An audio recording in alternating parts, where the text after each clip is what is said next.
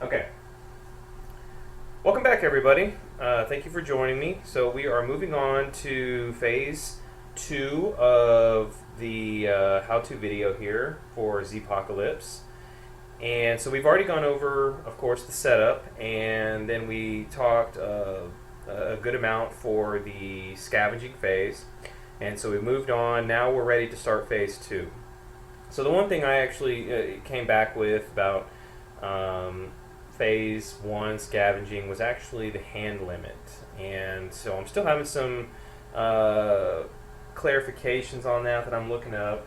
You know, the one thing I did find is actually in the rules was definitely it said to not worry about who's carrying what gear just yet. Carrying limit doesn't count until the feed and fortify phase. So if I'm going to take that at face value, it means that, you know, whatever we drew during the scavenge phase is basically with us, because, you know, each survivor has a hand limit of 4. They can only carry 4 items, and that's total, that's max.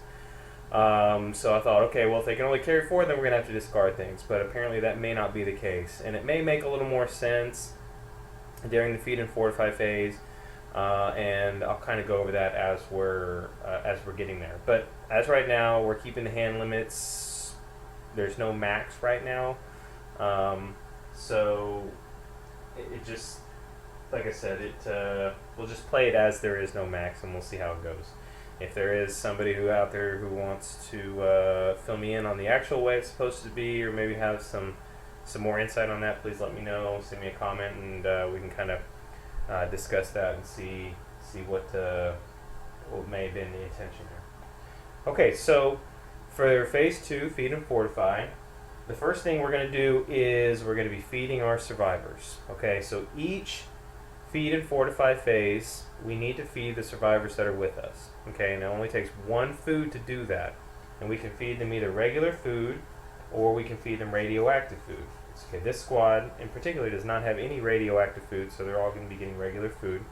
And once we feed them 1 food, they're going to be discarded and put back in the food pile. Okay.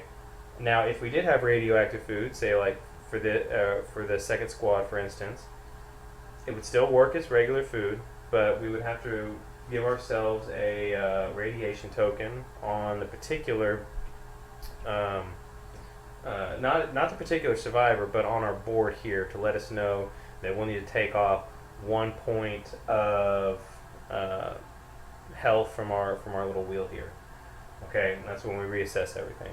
So let's go ahead and start here. So for our first thing that we're going to do is we're going to start feeding our survivors. Okay, so we have 3 survivors here, Julie, Teresa, and Princess. So we know we need at least 3 food cards to feed them. So we're going to go ahead and pull 3 food cards out, and those are going to go into our discard pile for food here. I'll just kind of put that up here. Have a little bit more room. Alright, so we now know all 3 of our survivors have been fed, and there's no radioactive food, so we know we're good and clear there. So no damage has to be taken off. So what we can do now, as in the rules for our feed and fortify phase, we can actually recruit survivors that are in the bunker for 2 food. Okay. Now it is always a good idea when you're out there fighting and try to kill the zombies is have as many survivors in your squad as you can, because they're going to be very beneficial for you.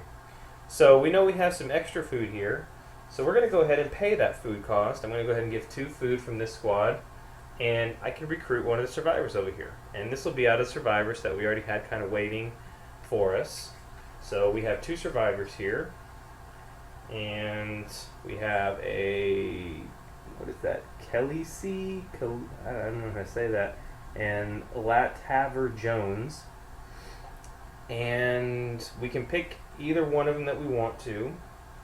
So we know that we'd like some good, I mean, this squad has pretty good health. It's 17, 18, 19, 20, 21 points. So we already know we have a pretty good amount of health.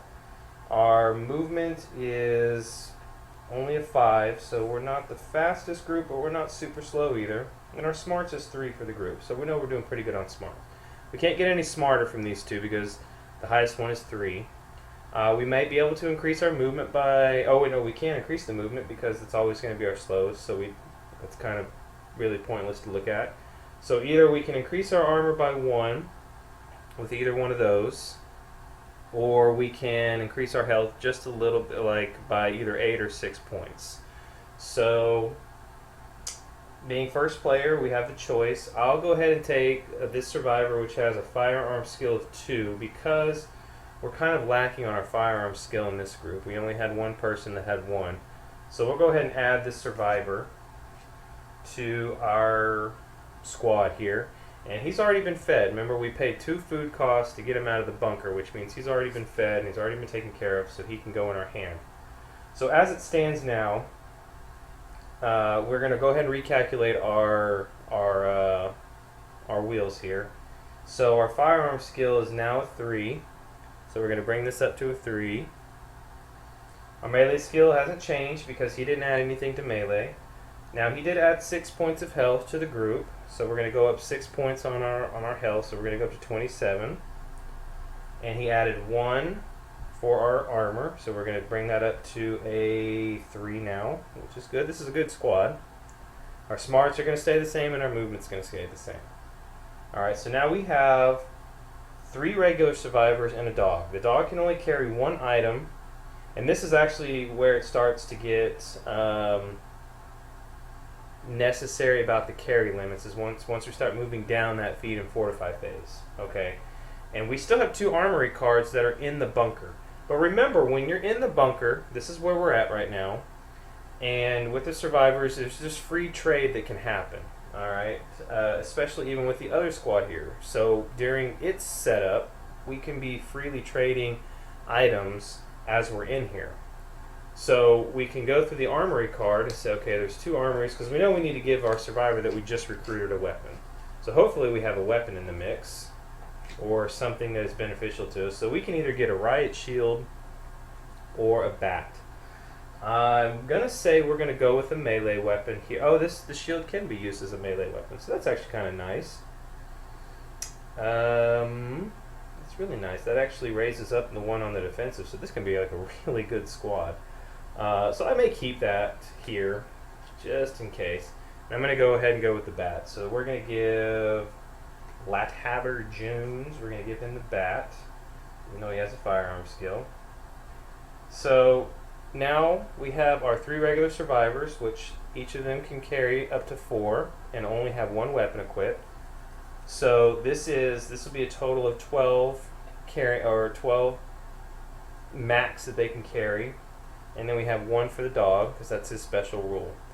So we know we're in good shape as far as carry limits because we only have 2 pieces of scrap, 1 extra food, and 3 weapons. So we're definitely within our carry limits as far as that goes. So now what I'm going to do is we're going to move on to the next. Okay.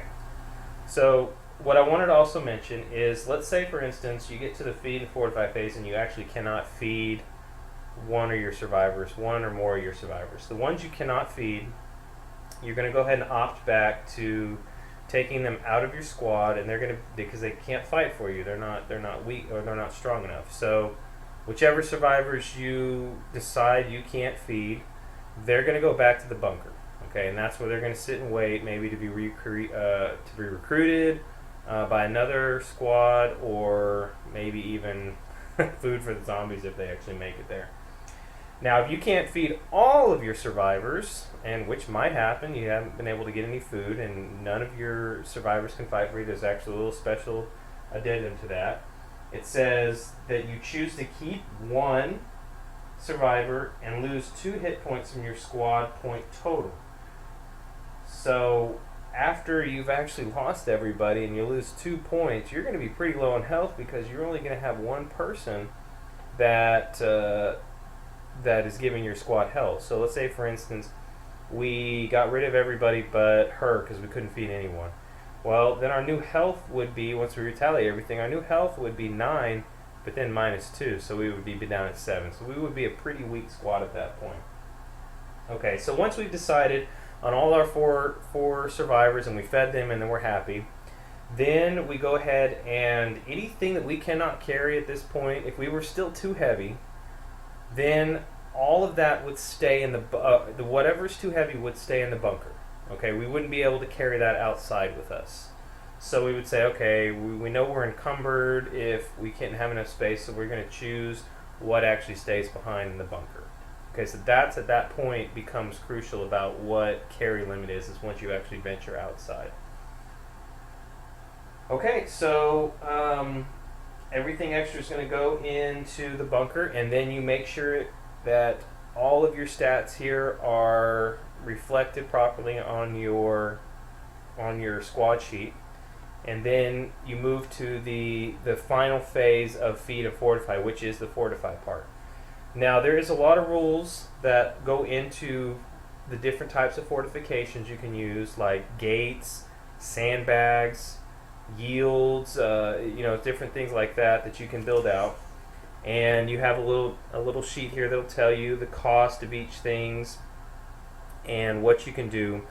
And you have to remember that only one survivor can build only one fortification. It's not going to be able to build more. So let's say, for instance, you wanted to build the sandbags.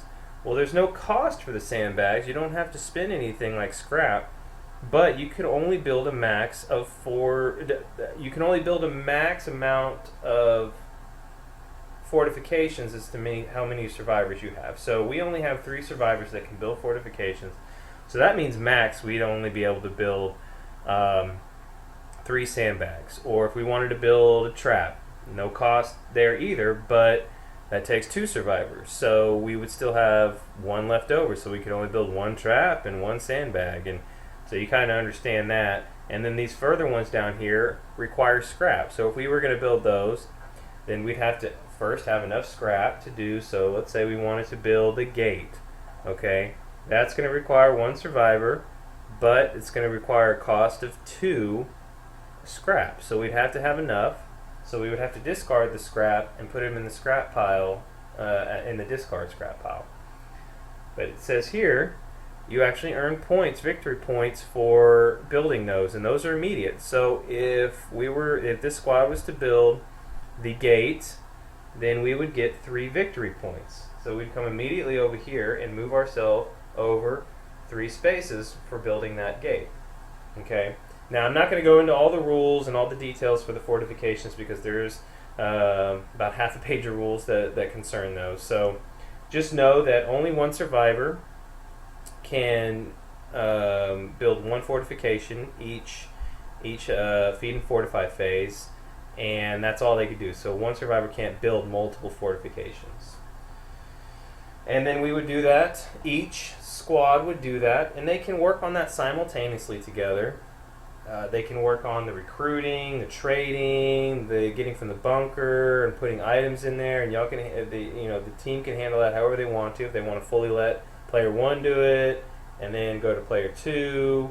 So, or that you just kind of, like I said, work together, and then at the end make sure everything is good and all the fortifications are done. And that is pretty much the Feed and Fortify phase. So even though it seems like this may not be the longer phase as compared to Scavenge, it'd take us a little while to get through that. The building of the fortifications can get pretty intense depending on where you want to put them on the board, deciding where you want to stack them, how you can funnel the zombies in, and making sure that you're not building more than how many survivors that you have, and then getting your victory tokens. The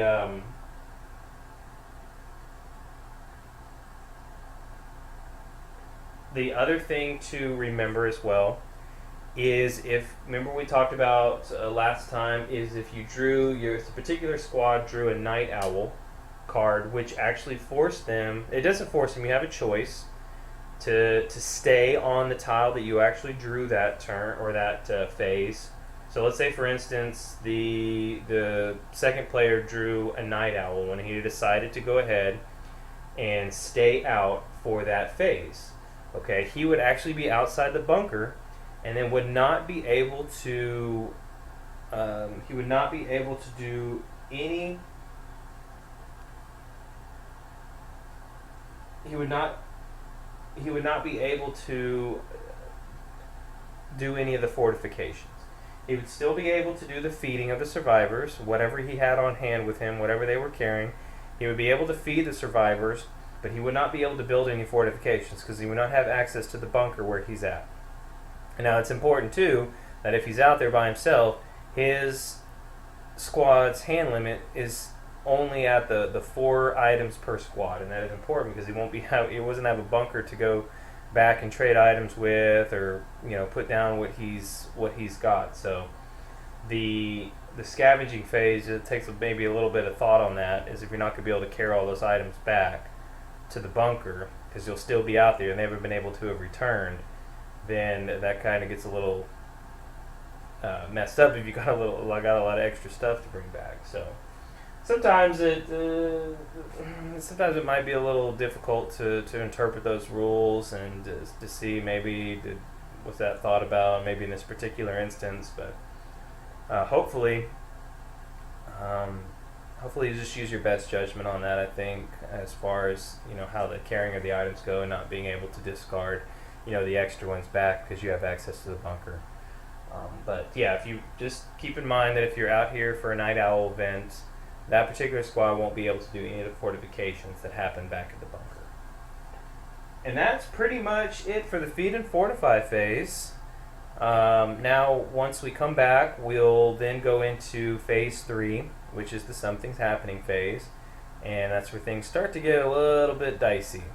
And hopefully the preparations that we've done for the scavenging and feed and fortify will really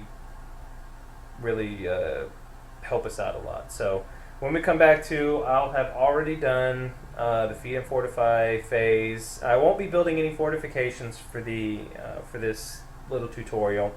I'll only be making sure that the squad is set and good to go, and making sure everything's done for that. So when we come back to phase 3, I'll already have the second squad taken care of as far as the cards go, and making sure that all my survivors got fed and brought back up to where they need to be. And I'll kind of give a brief overview of that before we actually start the next phase 3. So thanks, and I'll see you guys then.